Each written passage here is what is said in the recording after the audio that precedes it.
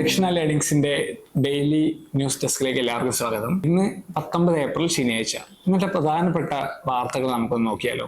ആദ്യത്തെ വാർത്ത, the 2 Kuno cheetahs to be moved to Gandhi Sagar on April 20. അതായത് നമുക്ക് ഈ ടൈറ്റിൽ ഒന്ന് ഡീകൺസ്ട്രക്ട് ചെയ്ത് കഴിഞ്ഞ് കഴിഞ്ഞാൽ 2 Kuno cheetahs to be moved to Gandhi Sagar on April 20. അതായത് നമുക്ക് ഓൾറെഡി അറിയാം, ചീറ്റാസിനെ നമ്മൾ കുനോ നാഷണൽ പാർക്കിലേക്ക് റീഇൻട്രൊഡ്യൂസ് ചെയ്തിരുന്നു കുറച്ച് വർഷങ്ങൾക്ക് മുന്നേ. അപ്പൊ അവിടുത്തെ പിന്നെ പല ഡെവലപ്മെന്റ്സ് നമ്മൾ ഇടയ്ക്കിടയ്ക്ക് പത്രത്തിൽ കാണാറുണ്ട്. കുറച്ച് ചീറ്റകൾ ചത്തുപോയി, ഇടയ്ക്കൊരു ചീറ്റ പ്രസവിച്ചു എന്നൊക്കെ പറഞ്ഞിട്ടുള്ള കുറച്ച് വാർത്തകൾ നമ്മളെ ഇടയ്ക്ക് കേൾക്കുന്നുണ്ടായിരുന്നു.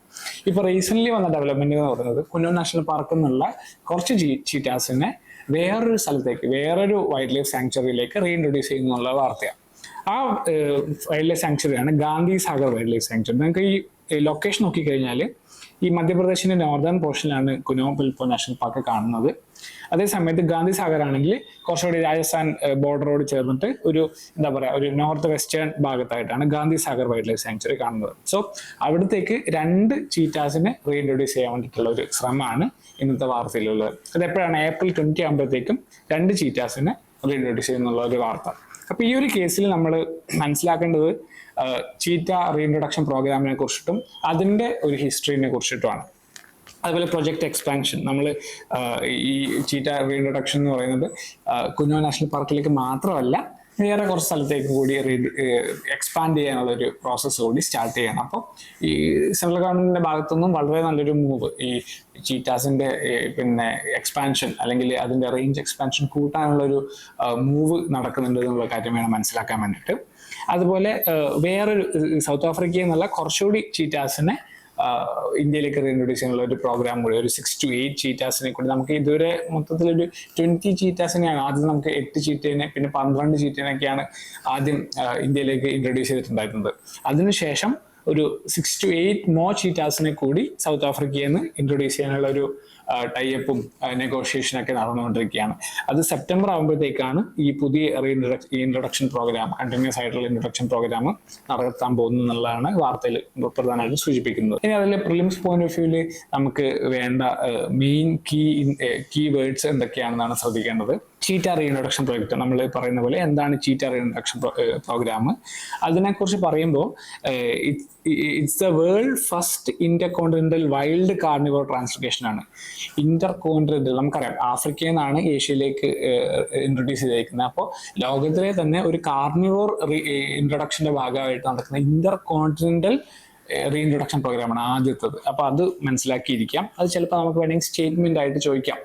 With respect to cheetah's reintroduction program, it is the world first intercontinental carnivore reintroduction എന്നൊരു സ്റ്റേറ്റ്മെന്റ് വന്നു കഴിഞ്ഞാൽ അത് കറക്റ്റ് ആണ്.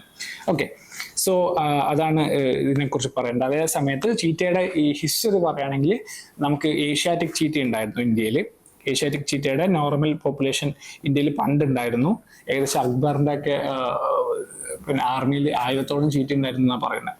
സോ ആ ഒരു കേസിൽ നിന്ന് പിന്നീട് ഹണ്ടിങ് പോച്ചിങ് പ്രഷേഴ്സ് കാരണം ഏകദേശം 1952 ആകുമ്പോഴത്തേക്കും ചീറ്റയുടെ കംപ്ലീറ്റ് പോപ്പുലേഷൻ വൈപ്ഡ് ഔട്ട് ആയി ഇന്ത്യയിൽ നിന്ന്. അപ്പോൾ അവിടെ നിന്നാണ് പിന്നീട് ഈ പറയുന്ന റീഇൻട്രൊഡക്ഷൻ പ്രോഗ്രാമിലേക്ക് ഇന്ത്യ വരുന്നത്. പക്ഷേ റീഇൻട്രൊഡ്യൂസ് ചെയ്തത് ആഫ്രിക്കൻ ചീറ്റയാണ് കേട്ടോ. ഏഷ്യാറ്റിക് ചീറ്റ ഓൾമോസ്റ്റ് പിന്നെ എക്സ്റ്റിങ്ക്റ്റിന്റെ വൈൽഡ് ആയിക്കൊണ്ടിരിക്കുക. ഏകദേശം 30 to 50 ഇൻഡിവിജ്വൽ മാത്രമേ ലോകത്തിൽ തന്നെയുള്ളൂ. ഇറാനിലാണ് ഇപ്പോൾ ഉള്ളത്. അപ്പോൾ ആ പോപ്പുലേഷൻ നമുക്ക് റീഇൻട്രൊഡ്യൂസ് ചെയ്യാനുള്ള ബുദ്ധിമുട്ടുണ്ട്. പകരം നമ്മളപ്പോൾ അതുകൊണ്ട് അതിൻ്റെ ഒരു സബ്സ്റ്റിറ്റ്യൂട്ട് എന്നുള്ള നിലയിൽ ആഫ്രിക്കൻ ചീറ്റയാണ് നമ്മൾ ഇൻട്രൊഡ്യൂസ് ചെയ്യുന്നത്. ഓക്കെ, അതുപോലെ ടൈഗർ റീലൊക്കേഷന്റെ പിന്നെ ഇനീഷ്യേറ്റീവ്സ്, ചീറ്റ റീഇൻട്രൊഡക്ഷൻ പറയുന്ന പോലെ നമ്മൾ ഇന്ത്യയിൽ പല ടൈഗർ റിസർവ്സ് ഉണ്ട്. ഏകദേശം 58 ടൈഗർ റിസർവ്സ് നമുക്കുണ്ട്. ഇവിടെ നിന്നുള്ള റീഇൻട്രൊഡക്ഷൻ പ്രോഗ്രാംസ് നമ്മൾ അറിഞ്ഞിരിക്കേണ്ട കാര്യമുണ്ട്. കാരണം ഇപ്പോൾ നമ്മൾ പലപ്പോഴായിട്ട് ടൈഗർ റിസർവ്സുകൾ പലപ്പോഴായിട്ട് നോട്ടിഫൈ ചെയ്യുന്നുണ്ട്. പക്ഷേ ടൈഗർ റിസർവ്സ് ആയിട്ട് നോട്ടിഫൈ ചെയ്യുന്നുണ്ടെങ്കിലും പല ടൈഗർ റിസർവ്സിലും ആഡിക്വേറ്റ് ടൈഗർ പോപ്പുലേഷൻ ഇല്ല. അപ്പോൾ അത് നമ്മൾ മാനേജ് ചെയ്യുന്നത് പോപ്പുലേഷൻ കൂടുതലുള്ള അല്ലെങ്കിൽ പോപ്പുലേഷൻ എക്സ്പാൻഡ് ചെയ്യുന്ന ടൈഗർ റിസർവ്സ് നിന്ന് റീലൊക്കേറ്റ് ചെയ്തിട്ടാണ്. അപ്പോൾ അതിൻ്റെ ഒരു കാര്യങ്ങൾ കൂടി അറിഞ്ഞിരിക്കണം. And focus on specific species habitat. പല ഇപ്പോൾ ടൈഗർ, ചീറ്റ പോലെയുള്ള അതുപോലെയുള്ള സ്പീഷീസ് സ്പെസിഫിക് ആയിട്ടുള്ള പല റീഇൻട്രൊഡക്ഷൻ പ്രോഗ്രാംസും അതുപോലെ ഹാബിറ്റാറ്റ് മാനേജ്മെന്റ് ആസ്പെക്റ്റുകൾ, വൈൽഡ് ലൈഫ് മാനേജ്മെന്റ് ആസ്പെക്റ്റുകളൊക്കെ ഇന്ത്യയിൽ നടക്കുന്നുണ്ട്. എക്സാമ്പിൾ പറയുകയാണെങ്കിൽ കാസിരംഗ നാഷണൽ പാർക്കിലുള്ള റൈനോസറസിന്റെ ഇൻട്രൊഡക്ഷൻ പ്രോഗ്രാംസ്, ഗിർ നാഷണൽ പാർക്കിലുള്ള ഏഷ്യാറ്റിക് ലയൺസിന്റെ റീഇൻട്രൊഡക്ഷൻ പ്രോഗ്രാംസ്, സുന്ദർബൻസിലുള്ള റീഇൻട്രൊഡക്ഷൻ പ്രോഗ്രാംസ്, ഇതൊക്കെ റീസെന്റ് ന്യൂസിൽ ഉണ്ടായിരുന്നു. അത് ജസ്റ്റ് ഒന്ന് അറിഞ്ഞിരിക്കുന്നത് അത്യാവശ്യമാണ്. ഓക്കെ, ഇൻ മെയിൻ പെർസ്പെക്റ്റീവിൽ പറയുകയാണെങ്കിൽ GS പേപ്പർ 3-ലാണ്, അതായത് എൻവയോൺമെന്റ് ആൻഡ് കൺസർവേഷനിൽ ഇന്ത്യയിലെ സ്പീഷീസ് കൺസർവേഷൻ പ്രോഗ്രാംസ്, അതിന്റെ വൈൽഡ് ലൈഫ് മാനേജ്മെന്റ് ആസ്പെക്റ്റുകൾ ഇതൊക്കെ അറിഞ്ഞിരിക്കേണ്ട അത്യാവശ്യമാണ്. Wildlife conservation strategies, species reintroduction challenges, ecotourism potential. അപ്പോൾ ഇതൊക്കെ വരുത്തുന്നത്, അതായത് നമ്മളിപ്പോൾ ചീറ്റ റീഇൻട്രൊഡക്ഷൻ ഒരു സ്ഥലത്തേക്ക് നടത്തുമ്പോൾ ആ നാഷണൽ പാർക്കിനുള്ള ഒരു ഗ്ലോബൽ ഇമ്പോർട്ടൻസ് തന്നെ മാറുകയാണ്. അപ്പൊ അതുമായിട്ട് ബന്ധപ്പെട്ടുള്ള എക്കോ ടൂറിസം ആക്ടിവിറ്റീസ്, അവിടത്തേക്കുള്ള ലൈവ്ലിഹുഡ് ഓപ്പർച്യൂണിറ്റീസ്, അവിടെ കുറെ ആൾക്കാർക്ക് സഫാരി കൂടും, അതായത് എക്കോ ടൂറിസം ആക്ടിവിറ്റീസ്, കൂടുതൽ ആൾക്കാർ ടൂറിസത്തിനായിട്ട് അവിടെ വരും. അപ്പൊ അതുമായിട്ട് ബന്ധപ്പെട്ടുള്ള ലൈവ്ലിഹുഡ് ഓപ്പർച്യൂണിറ്റീസ്, അവിടെയുള്ള ഇൻഡിജിനിയസ് പീപ്പിളിന്റെ സസ്റ്റനൻസ്, അതൊക്കെ നല്ല രീതിയിൽ ഇംപ്രൂവ് ആവും. അപ്പൊ അതുമായിട്ട് ബന്ധപ്പെട്ടുള്ള കാര്യങ്ങൾ. അപ്പൊ ഈ മാപ്പ് കാണിക്കുന്നത് ഇവിടുത്തെ ഇന്ത്യയിലുള്ള വൈൽഡ് ലൈഫ് സാങ്ച്വറീസിന്റെ മാപ്പാണ്, പ്രൊട്ടക്റ്റഡ് ഏരിയ നെറ്റ്വർക്കിന്റെ ഒരു പാറ്റേൺ. ഓക്കെ, അപ്പൊ ഇതാണ് ഈ വാർത്തയെ സംബന്ധിച്ചിട്ടുള്ളത്. നെക്സ്റ്റ് ഒരു ന്യൂസ് ആണ്. Financial year 25 pharma exports cross $30 billion, surge 31% in March. അത് ഇന്ന് വന്ന ഒരു വാർത്ത. അപ്പോൾ നമുക്ക് അതിന്റെ ഇമ്പോർട്ടൻസ് എന്താണെന്ന് നോക്കിക്കഴിഞ്ഞു കഴിഞ്ഞാൽ, ഈ റീസെന്റ് ആയിട്ട് നമുക്ക് ട്രംപിന്റെ താരിഫ് പ്രശ്നങ്ങളൊക്കെ നമുക്ക് വാർത്തയിൽ നമ്മൾ വായിക്കുന്നില്ല കുറച്ച് നാളുകളായിട്ട്. അതിനിടയ്ക്കാണ് ഈ ഒരു വാർത്ത വരുന്നത്. അതായത് ഫാർമസ്യൂട്ടിക്കൽ എക്സ്പോർട്ടിന്റെ കേസിൽ 30 ബില്യണിന്റെ ഒരു മാർക്ക് ഇന്ത്യ ക്രോസ് ചെയ്തു. അത് കഴിഞ്ഞ മാർച്ചിനെക്കാളും 31% സർജ് കൂടിയാണ്. അപ്പൊ അതായത് ഈ താരിഫ് ട്രേഡിന്റെ പ്രശ്നങ്ങളൊക്കെ നടന്നുകൊണ്ടിരിക്കുന്ന സമയത്തും ഈ ഒരു ഫാർമസ്യൂട്ടിക്കൽ ട്രേഡിലുള്ള വലിയൊരു ബൂമാണ് ഇവിടെ വാർത്തയായിട്ട് വന്നിരിക്കുന്നത്. അത് പറയുകയാണെങ്കിൽ കഴിഞ്ഞൊരു ഏകദേശം 29.38 ബില്യൺ ആയിരുന്നു ടാർഗറ്റ് ഉണ്ടായിരുന്നത്. പക്ഷെ അവിടെ വന്നിരിക്കുന്നതോ 30.40 ആണ് നമ്മുടെ എക്സ്പോർട്ട് എന്ന് പറയുന്നത്. അത് കഴിഞ്ഞ മാർച്ചിനെ സംബന്ധിച്ച് നോക്കുമ്പോഴത്തേക്ക് 31%, ഏകദേശം ഒരു 1/3 ഒരു സർജ് ആണ് വന്നിരിക്കുന്നത്. അപ്പൊ അതാണ് ഇവിടെ ഒരു വാർത്തയ്ക്ക് കാരണമായിട്ടിരിക്കുന്നത്. അതിന്റെ മെയിൻ ആയിട്ടുള്ള ഒരു കാര്യം എന്ന് പറയുന്നത് ഈ പറയുന്ന ട്രംപ് ട്രേഡും സംബന്ധിച്ചുള്ള കാര്യങ്ങളൊക്കെ ഈ ഒരു സിറ്റുവേഷനിലാണ് ഈ പറയുന്ന ഇതിനൊരു വാല്യൂ ഉള്ളത്. അതേസമയത്ത് products and regional trends, drug formulation and biologicals made up over 75% of total pharma.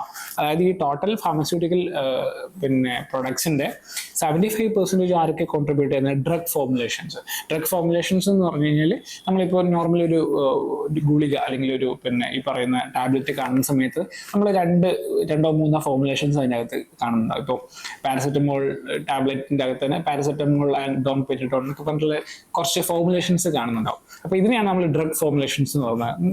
എന്താ, mix of one or more chemicals ആണ്, അതാണ് ഡ്രഗ് ഫോർമുലേഷൻസ്. ആൻഡ് ബയോളജിക്കൽസ് എന്ന് പറഞ്ഞാൽ ബയോളജിക്കലി ഡിറൈവ്ഡ് കെമിക്കൽസ് ആണ്. ഫോർ എക്സാമ്പിൾ വാക്സിൻസ്, അത് biologically derived ആണ്, അതിനാണ് നമ്മൾ ബയോളജിക്കൽസ് എന്ന് പറയുന്നത്. അപ്പൊ അതാണ് ശരിക്കും പറഞ്ഞാൽ 75% ഓഫ് ടോട്ടൽ ഡ്രഗ് എക്സ്പോർട്ടിന്റെ ഭാഗമായിട്ട് മാറുന്നത്. അതേപോലെ നാഫ്ത, യൂറോപ്പ് ആൻഡ് LSE, അതെന്തൊക്കെയാണ് നമ്മൾ പഠിക്കും. നാഫ്ത എന്ന് പറയുന്നത് ജസ്റ്റ് ഒന്ന് മനസ്സിലാക്കിയിരിക്കുക, നോർത്ത് അമേരിക്കൻ കൺട്രീസിലേക്കുള്ള എക്സ്പോർട്ടിന്റെ, ഫ്രീ ട്രേഡ് എക്സ്പോർട്ടിനായിട്ട് ബന്ധപ്പെട്ടിട്ടാണ് നാഫ്ത വരുന്നത്. അതുപോലെ യൂറോപ്പ്, LSE എന്ന് പറയുന്നത് ലാറ്റിൻ അമേരിക്കൻ കൺട്രീസ് ആണ്. So strong growth exports to countries like UAE, Turkey and China declined. UAE, Turkey, ചൈനയിലേക്ക് ഡിക്ലൈൻ ചെയ്ത സമയത്ത് അമേരിക്കൻ കൺട്രീസിലേക്കുള്ള എക്സ്പോർട്ട് സർജ് ആണ് ഇവിടെ കണ്ടിട്ടുള്ളത്. അപ്പൊ അതാണ് ഈ ന്യൂസിൽ സംസാരിക്കുന്നത്.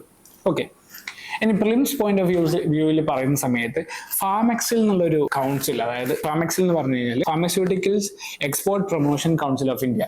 ഈ കൗൺസിലാണ് നമ്മുടെ ഇന്ത്യയിലുള്ള ഈ ഫാർമസ്യൂട്ടിക്കലിന്റെ കംപ്ലീറ്റ് എക്സ്പോർട്ട് കൺട്രോൾ ചെയ്യുന്നതും അതുമായിട്ട് ബന്ധപ്പെട്ടുള്ള നെഗോഷിയേഷൻസും എന്തെങ്കിലും ചർച്ചകൾ തമ്മിലുള്ള നെഗോഷിയേഷൻസ് ഒക്കെ ഒരു ലെവലിലേക്ക് കൊണ്ടുപോകുന്നത് ഈ ഫാർമെക്സിൽ എന്ന് പറയുന്ന കൗൺസിലാണ്, Pharmaceutical Export Promotion Council of India.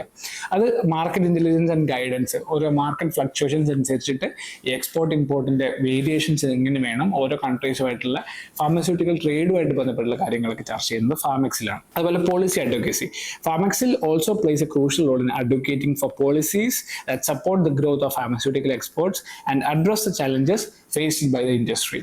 Okay, ഇനി ടോപ്പ് എക്സ്പോർട്ട് ഡെസ്റ്റിനേഷൻ ഫാർമസ്യൂട്ടിക്കലിന്റെ എക്സ്പോർട്ട് ഡെസ്റ്റിനേഷൻസ് ഏതൊക്കെയാന്ന് നോക്കി കഴിഞ്ഞാൽ നോർത്ത് അമേരിക്കയാണ് മെയിൻ ആയിട്ടുള്ള എക്സ്പോർട്ട് ഏരിയ വരുന്നത്, അതായത് United States and Canada.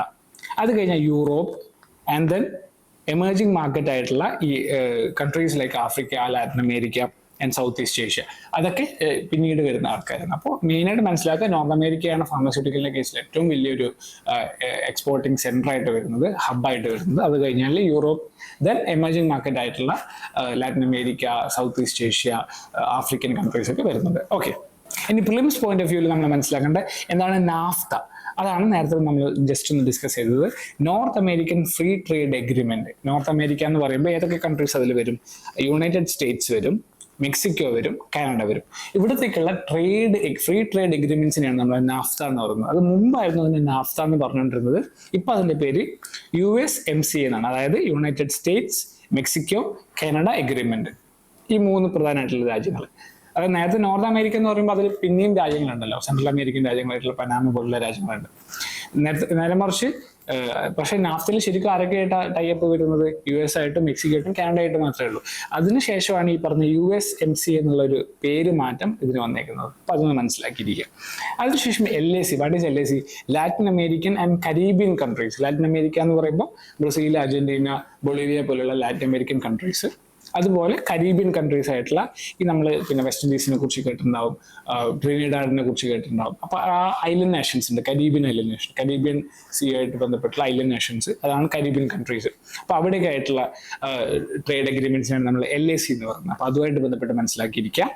And mains point of വ്യൂവിൽ GS പേപ്പർ 3 എക്കണോമിക് പേപ്പറിൽ role of pharma in foreign exchange earnings, supply chain resilience, impact of geopolitics and trade policy on Indian exports. അതായത് ഈ Trump ട്രേഡുമായിട്ട് ബന്ധപ്പെട്ടിട്ടും pharmaceutical exports ആയിട്ട് ബന്ധപ്പെട്ടിട്ടുള്ള variations. Even Trump trade വന്നിട്ട് പല ടാരിഫ്സ് പ്രശ്നങ്ങൾ വന്നിട്ടുണ്ടെങ്കിലും, പല എക്സ്പോർട്ടുകൾക്കും ഡിക്ലൈൻ വന്നിട്ടുണ്ടെങ്കിലും, ഫാർമസ്യൂട്ടിക്കൽ എക്സ്പോർട്ടിന് ബൂമാണ് വന്നിട്ടുള്ളത് എന്നുള്ളൊരു കാര്യം. Okay, and India's position as global pharma hub, especially in generics and biologics. നേരത്തെ പറഞ്ഞ പോലെ ഡ്രഗ് ഫോർമുലേഷൻസിലും ഡ്രഗിന്റെ ബയോളജിക്കൽസിലും ഇന്ത്യക്കുള്ള സ്റ്റേക്കിനെ സംബന്ധിച്ചിട്ടുള്ള ഇന്ത്യയുടെ സ്ട്രോങ് പൊസിഷനെ കുറിച്ചിട്ടും അറിഞ്ഞിരിക്കേണ്ടത് വളരെ അത്യാവശ്യമാണ്. ഓക്കെ, ഇത്രയൊക്കെയാണ് ഈ വാർത്തയിൽ ചർച്ച ചെയ്യുന്നത്. നെക്സ്റ്റ് നമ്മൾ ഡിസ്കസ് ചെയ്യാൻ പോകുന്ന വാർത്തയാണ് steering the decarbonisation of India's logistics sector.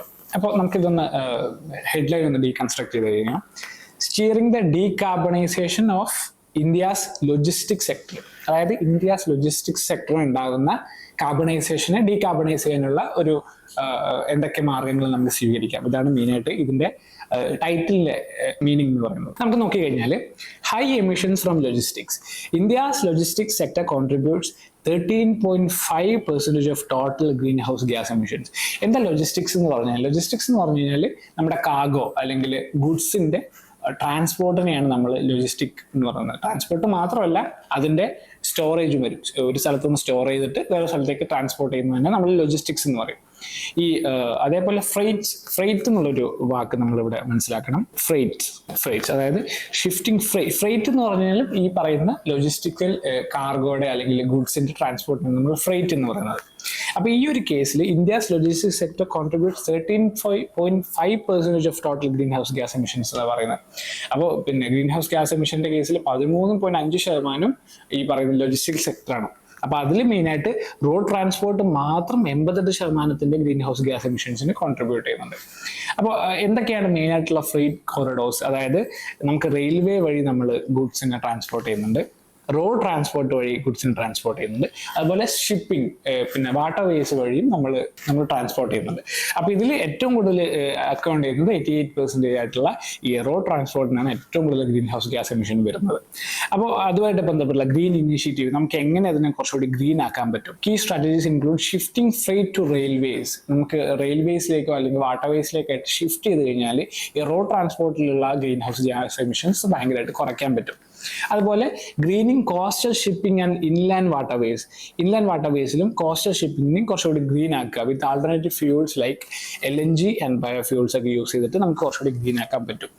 അതുപോലെ future ready logistics, emphasis on sustainable warehousing. അതായത് വേ ഹൗസസ് ഉണ്ടല്ലോ, ഈ വേ ഹൗസസിലാണ് നമ്മൾ നമ്മുടെ ലോജിസ്റ്റിക്സ് സ്റ്റോർ ചെയ്യുന്നത്. നമ്മുടെ കാർഗോ അല്ലെങ്കിൽ നമ്മുടെ ഗുഡ്സ് നമ്മൾ സ്റ്റോർ ചെയ്യുന്ന വേ ഹൗസസിലാണ്. ഈ വേ ഹൗസസിൽ ഉണ്ടാകുന്ന energy emissions, greenhouse gas എമിഷൻസും ഭീകരമാണ്. അപ്പോൾ അതിനെ നമുക്ക് എങ്ങനെ സസ്റ്റൈനബിൾ ആക്കാൻ പറ്റും? Sustainable warehousing using solar, wind and geothermal alternatives. അപ്പോൾ അതൊക്കെ വെച്ചിട്ട് നമുക്ക് എങ്ങനെ അത് ഗ്രീൻ ആക്കാൻ പറ്റുന്നുള്ള ഒരു ചർച്ചയാണ് ഈ പറയുന്ന റിപ്പോർട്ടിൽ സൂചിപ്പിക്കുന്നത്. അതേപോലെ ഇന്ത്യയുടെ വികസിത് ഭാരത് കൺസെപ്റ്റ് ഉണ്ടല്ലോ, നമ്മൾ 2047 ആകുമ്പോഴത്തേക്കും ഇന്ത്യ ഒരു ഡെവലപ്ഡ് നേഷൻ ആവുന്നുള്ള ഇന്ത്യയുടെ ഡ്രീമും, അതേപോലെ നെറ്റ് സീറോ എമിഷൻ 2070 ആകുമ്പോഴത്തേക്കും ഇത് നെറ്റ് സീറോ അച്ചീവ് ചെയ്യുന്നുള്ളതൊക്കെ ആ ഒരു ടാർഗറ്റിലേക്കൊക്കെ എത്തണമെങ്കിൽ നമ്മൾ ഇപ്പോൾ തന്നെ ഡീകാർബണൈസേഷൻ ഈ പറയുന്ന ലോജിസ്റ്റിക്കൽ സെക്ടറിലും നമ്മൾ എംഫസൈസ് ചെയ്യേണ്ട ആവശ്യമുണ്ടെന്നാണ് നമ്മുടെ ഈ റിപ്പോർട്ട് പറയുന്നത്. ആൻഡ് പ്രിലിംസ് പോയിന്റ് ഓഫ് വ്യൂവിൽ India's green house gas emission sources ഒക്കെ എന്തൊക്കെയാണ് നമ്മൾ പറയുന്നത്. നമ്മളിപ്പോൾ ലോജിസ്റ്റിക്കൽ സെക്ടർ മാത്രം 13.5 എന്ന് പറഞ്ഞു. പക്ഷേ ഈ ലോജിസ്റ്റിക്കൽ സെക്ടർ പല സെക്ടറിലും വ്യാപിച്ചു കിടക്കുന്ന ഒരു സാധനമാണ്. അതാണ് നമ്മുടെ ഈ പറയുന്ന എനർജി സെക്ടർ. ഏകദേശം 75% ഗ്രീൻ ഹൗസ് ഗ്യാസ് എമിഷനും 3/4 എമിഷൻസും ഏത് സെക്ടറാണ് കോൺട്രിബ്യൂട്ട് ചെയ്യുന്നത്? എനർജി സെക്ടറാണ്. അത് കഴിഞ്ഞ് കഴിഞ്ഞാൽ പിന്നെയുള്ള അഗ്രികൾച്ചർ സെക്ടറാണ് 13.7%.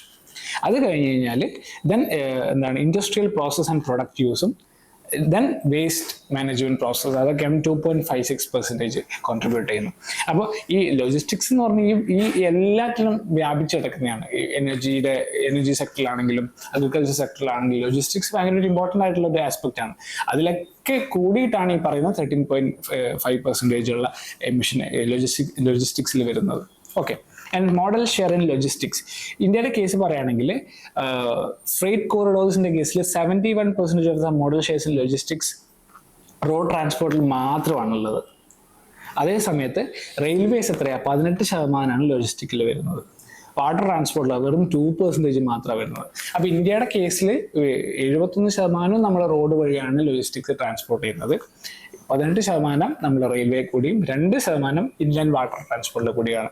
അപ്പോൾ അതാണ് ഇവിടെ നമ്മുടെ ഒരു കാര്യം പറയുന്നത്. ഇൻലാൻഡ് വാട്ടർ ട്രാൻസ്പോർട്ട് കൂട്ടേണ്ട ആവശ്യം നമുക്കുണ്ട്. ഇൻലാൻഡ് വാട്ടർ ട്രാൻസ്പോർട്ട് ഭയങ്കര കുറവാണ് നമ്മുടെ ഇന്ത്യനെ സംബന്ധിച്ചിടത്തോളം. നമുക്ക് ധാരാളം റിവേഴ്സ് ഉണ്ട്. ആ റിവേഴ്സിനൊക്കെ നമുക്ക് വളരെ നല്ല രീതിയിൽ ഉപയോഗിച്ചുകൊണ്ട് ഇൻലാൻഡ് വാട്ടർ ട്രാൻസ്പോർട്ട് കൂട്ടിക്കഴിഞ്ഞ് കഴിഞ്ഞാൽ നമ്മുടെ ഈ പറയുന്ന ഗ്രീൻ ഹൗസ് ഗ്യാസ് എമിഷൻസ് പരമാവധി കുറയ്ക്കാൻ നമുക്ക് സഹായിക്കുന്ന ഒരു കാര്യമാണ്. അതേപോലെ ഗവൺമെന്റ് ഇനീഷ്യേറ്റീവ്, ഈ ലോജിസ്റ്റിക്കൽ സപ്പോർട്ടും അല്ലെങ്കിൽ ലോജിസ്റ്റിക്സ് കുറച്ചുകൂടി ബെറ്റർ ആക്കാൻ വേണ്ടിയിട്ട് ഇന്ത്യയുടെ ഗവൺമെന്റിൽ നിന്നുള്ള ഒരു ഇനീഷ്യേറ്റീവ്സ് എന്തൊക്കെയാണ്? അതായത് PM ഗതി ശക്തി ഇനീഷ്യേറ്റീവ്, അതുപോലെ ഭാരത് മാല പരിയോജന, അതുപോലെ പ്രധാനമന്ത്രി ഗ്രാം സഡക് യോജന.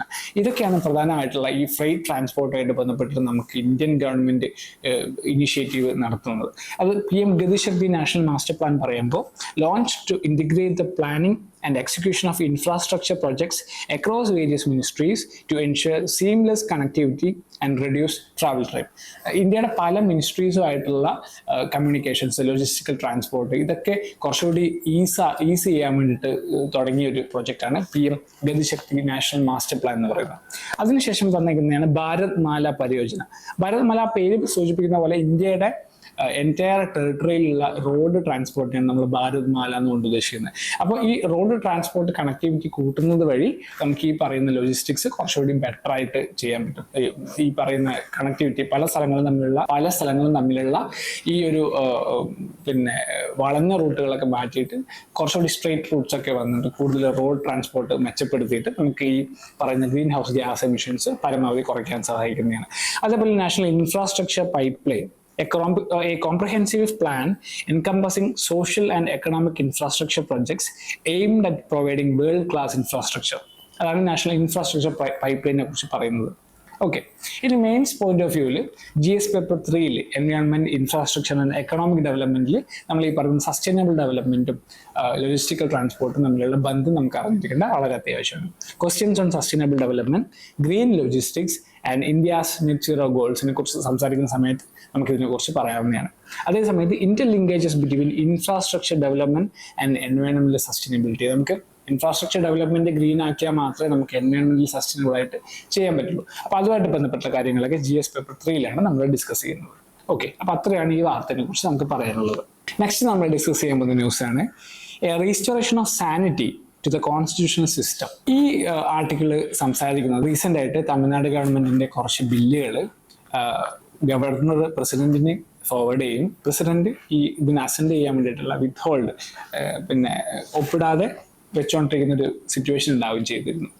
അതിനെ സുപ്രീം കോടതി അതിലേക്ക് ഇടപെട്ടിട്ട് ഈ സുപ്രീം കോടതി നേരിട്ട് തന്നെ ഈ ബില്ല് അസെൻഡ് ചെയ്യാനുള്ള നീക്കം നടത്തുകയാണ് ചെയ്തിരുന്നത്. ഏകദേശം ഒരു 10ഓളം ബില്ലുകൾ ഇതുപോലെ സുപ്രീം കോടതി ഇടപെട്ടിട്ട് അസെൻഡ് ചെയ്യാനുള്ള ഒരു തീരുമാനം എടുക്കേണ്ടായിരുന്നു. കഴിഞ്ഞ ആഴ്ച കുറച്ച് വാർത്തയായിരുന്നു, നമ്മളൊക്കെ ശ്രദ്ധിച്ചിട്ടുണ്ടാവും.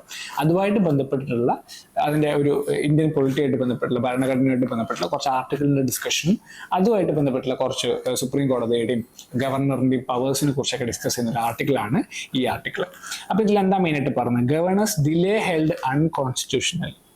സുപ്രീം കോടതി എന്താ പറഞ്ഞത്? സുപ്രീം കോടതി ഈ പറയുന്ന ഗവർണർ ഇൻഡെഫിനിറ്റ് ആയിട്ട് ഇങ്ങനെ ഡിലേ ചെയ്യുന്നത് അൺകോൺസ്റ്റിറ്റ്യൂഷണൽ ആണ്, ഗവർണേഴ്സിനുള്ള പവർ മിസ്യൂസ് ആണ് ഇവിടെ നടക്കുന്നതെന്ന് സുപ്രീം കോടതി പറയേണ്ടായി. അതേ സമയത്ത് ഒരു മാൻഡേറ്ററി ടൈം ഫ്രെയിം കൂടി സുപ്രീം കോടതി ഫിക്സ് ചെയ്യേണ്ടത്. ഏകദേശം court fixed A reasonable time limit around 1 to 3 months for governors and president to act on bills and held that assent related decisions must be based on the advice of the council of ministers, not at the governor's sole discretion. അതായത് നമ്മൾ ഗവൺമെന്റിന്റെ ഒരു nominal ഹെഡായിട്ട് നമ്മൾ പ്രസിഡന്റിനെയും ഗവർണറിനെയൊക്കെ പറയുമെങ്കിലും ഇവരുടെ complete എക്സിക്യൂഷണറി powers ഈ പറയുന്ന council of മിനിസ്റ്റേഴ്സിന്റെ അഡ്വൈസുമായിട്ട് ബന്ധപ്പെട്ടിരിക്കും. കൗൺസിൽ ഓഫ് മിനിസ്റ്റേഴ്സ് എന്ത് അഡ്വൈസ് കൊടുക്കുന്നു അതാണ് ഇവരുടെ എക്സിക്യൂട്ടീവ് പവറായിട്ട് മാറുന്നത്. അപ്പോൾ അവിടെയാണ് ഗവർണറിന്റെ ഒരു റോള് എന്ന് പറയുന്നത്. ഗവർണർ കൗൺസിൽ ഓഫ് മിനിസ്റ്റേഴ്സിന്റെ അഡ്വൈസിന് സപ്പോർട്ട് ചെയ്യുന്ന രീതിയിലായിരിക്കണം വർക്ക് ചെയ്യേണ്ടത്. നേരെ മറിച്ച് ഗവർണേഴ്സിന്റെ സോൾ ഡിസ്ക്രിപ്ഷനിൽ അല്ല വർക്ക് ചെയ്യേണ്ടത്. ഓഫ് കോഴ്സ് ഈ ഗവർണേഴ്സിന് ഡിസ്ക്രിപ്ഷണറി പവർ ഉണ്ടെങ്കിൽ കൂടിയും അത് ഏറെക്കുറെ ലിമിറ്റഡ് ആണ് എന്നുള്ളൊരു കൺസെപ്റ്റ് ആണ് ഇതിൽ പറയുന്നത്. And judicial review extended. The court clarified that the action of both governor and president under article 200 and 201 are subjected to judicial review, reinforcing constitutional accountability and checking misuse of power by constitutional heads. അപ്പോൾ എന്തൊക്കെയാണ് 200 and article 201? നമുക്കതൊന്ന് നോക്കിയാലോ. അതാണ് prelims point of വ്യൂവിൽ നമുക്ക് important ആയിട്ട് വരുന്നത്. Article 200 assent to bills, അതായത് ഗവർണറിന്റെ പവർ. ഇപ്പോൾ സ്റ്റേറ്റ് ലെജിസ്ലേറ്റേഴ്സ് പാസ് ചെയ്യുന്ന ബില്ലുകൾ അസെൻഡ് ചെയ്യാനോ അല്ലെങ്കിൽ വിത്ത്ഹോൾഡ് ചെയ്യാനോ അല്ലെങ്കിൽ പ്രസിഡന്റിന് വേണ്ടിയിട്ട് ഫോർവേഡ് ചെയ്യാനോ ഉള്ള ഗവർണറിന്റെ പവറിനെയാണ് ആർട്ടിക്കിൾ 200 ഡിസ്കസ് ചെയ്യുന്നത്. അതുപോലെ article 201 bill reserved for president. എന്തൊക്കെ കേസിലാണ് ഈ പറയുന്ന പ്രസിഡന്റിന് ഈ ഗവർണർക്ക് പ്രസിഡന്റിന് ഫോർവേഡ് ചെയ്യാനുള്ള ക്രൈറ്റീരിയാസ്, ഏതൊക്കെ ഘട്ടത്തിലാണ് ഗവർണറിന് ഈ പറയുന്ന പ്രസിഡന്റിന് ഫോർവേഡ് ചെയ്യാൻ പറ്റുന്നത് എന്നുള്ളൊക്കെയുള്ള അതിനെക്കുറിച്ച് ഡീറ്റെയിൽ ചെയ്യുന്ന ആർട്ടിക്കിളാണ് ആർട്ടിക്കിൾ 201. ആൻഡ് ആർട്ടിക്കിൾ 142 എന്താ? Enforcement of decrease and orders of supreme court. എന്തൊക്കെ കേസിൽ കംപ്ലീറ്റ് ജസ്റ്റിസ്, എവിടെയെങ്കിലും കംപ്ലീറ്റ് ജസ്റ്റിസ് നടത്തുന്നില്ല എന്ന് സുപ്രീം കോടതിക്ക് തോന്നിക്കഴിഞ്ഞു കഴിഞ്ഞാൽ അവിടെ ഇടപെടാനുള്ള സുപ്രീം കോടതിയുടെ പവറിനെയാണ് ആർട്ടിക്കിൾ 142 ഡിസ്കസ് ചെയ്യുന്നത്. ഇപ്പൊ ഇൻഡെഫിനിറ്റ് ആയിട്ട് പ്രസിഡന്റോ ഗവർണറോ ഈ പറയുന്ന ഒരു ബില്ല് ഹോൾഡ് ചെയ്യാം. അങ്ങനെയാണെങ്കിൽ സുപ്രീം കോടതിക്ക് മനസ്സിലാക്കാം അവിടെ ഒരു നീതി നടപ്പിലാക്കുന്നില്ല. എയ്തർ ഒരു അസെന്റ് കൊടുക്കണം അല്ലെങ്കിൽ വിത്ത്ഹോൾഡ് ചെയ്യണം. അപ്പൊ അവിടെ ഒരു ഡിസിഷൻ ഉണ്ട്. പകരം അത് പാസ് ചെയ്യുന്നുമില്ല, നേരെ മറിച്ച് വിത്ത്ഹോൾഡ് ചെയ്തുകൊണ്ടിരിക്കുകയാണെങ്കിൽ അവിടെ നീതി നിഷേധിക്കുന്ന ഒരു ഘട്ടമാണ് വരുന്നത്. അവിടെയാണ് സുപ്രീം കോടതി ആർട്ടിക്കിൾ 142 പവർ യൂസ് ചെയ്യുന്നത്. And then comes to the powers and functions of governor. ഗവർണേഴ്സിന് എന്തൊക്കെ പവർ ഉണ്ട്? എക്സിക്യൂട്ടീവ് പവർ ഉണ്ട്. എക്സിക്യൂട്ടീവ് പവർ എന്ന് പറഞ്ഞാൽ ഗവൺമെന്റിന്റെ executive body council of ministers തീരുമാനിക്കുന്ന തീരുമാനങ്ങൾക്ക് പാസ് ചെയ്യുക, അതാണ് എക്സിക്യൂട്ടീവ് പവേഴ്സ് കൊണ്ട് ഉദ്ദേശിക്കുന്നത്. ലെജിസ്ലേറ്റീവ് പവേഴ്സിനെ കുറിച്ചിട്ടോ, അതായത് ലെജിസ്ലേറ്റീവ് അസംബ്ലി, ഒരു സ്റ്റേറ്റിന്റെ ലെജിസ്ലേറ്റീവ് അസംബ്ലി പാസ് ചെയ്യുന്ന ബില്ലുകളിനെ ആക്ട് ആക്കി മാറ്റുക, അതാണ് ലെജിസ്ലേറ്റീവ് പവർ കൊണ്ട് ഗവർണർ ഉദ്ദേശിക്കുന്നത്. അപ്പൊ ഗവർണറിന്റെ ഒപ്പ് കിട്ടിയാൽ മാത്രമേ അത് ആ ബില്ല് ആക്ട് ആയിട്ട് മാറുള്ളൂ. ആൻഡ് ഡിസ്ക്രിഷണറി പവർ, ഇത് രണ്ടും കൂടാണ്ട് ഗവർണേഴ്സിന് സ്വന്തം താല്പര്യം കൊണ്ട് തന്നെ സ്വന്തം ഇവരുടെ കൗൺസിൽ ഓഫ് മിനിസ്റ്റേഴ്സിന്റെ അഡ്വൈസ് ഇല്ലാതെ തന്നെ എടുക്കാൻ പറ്റുന്ന തീരുമാനങ്ങളാണ് നമ്മൾ ഡിസ്ക്രിഷണറി പവേഴ്സ് എന്ന് പറയുന്നത്. എന്തൊക്കെയാ? In certain situations the governor can act on their own discretion without the aid and advice of the council of ministers.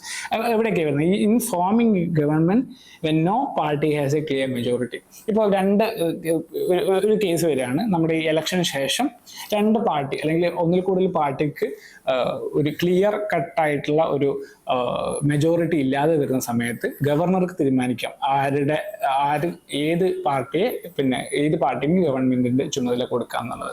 എന്നിട്ട് ഒരു സ്പെസിഫിക് ടൈം ഫ്രെയിം വയ്ക്കും. ആ ടൈം ഫ്രെയിമിനുള്ളിൽ ഒരു കോൺഫിഡൻസ് മോഷൻ മൂവ് ചെയ്യും. ആ സഭയുടെ കോൺഫിഡൻസ് ആ പാർട്ടിക്ക് കിട്ടുകയാണെങ്കിൽ അവർ അധികാരത്തിൽ വരും. അതാണ് നമ്മൾ ഈ പറയുന്ന ഡിസ്ക്രിഷണറി പവർ ഗവർണറിന്റെ. അതുപോലെ പ്രിലിംസ് പോയിന്റ് ഓഫ് വ്യൂവിൽ തന്നെ മനസ്സിലാക്കേണ്ടതാണ് ജുഡീഷ്യൽ റിവ്യൂ. അതായത് അൺകോൺസ്റ്റിറ്റ്യൂഷണൽ ആയിട്ടുള്ള എന്തെങ്കിലും ആക്ടുകളോ ലെജിസ്ലേഷനോ ഇന്ത്യയിൽ നടപ്പിലാക്കുകയാണെങ്കിൽ അവിടെ ഇടപെടാനുള്ള സുപ്രീം കോടതിയുടെ പവറിനെയാണ് നമ്മൾ ജുഡീഷ്യൽ റിവ്യൂ എന്ന് പറയുന്നത്. ഇന്ത്യയിലെ സുപ്രീം കോടതികൾക്കും ഹൈക്കോടതികൾക്കും ജുഡീഷ്യൽ റിവ്യൂവിനുള്ള പവറുണ്ട്.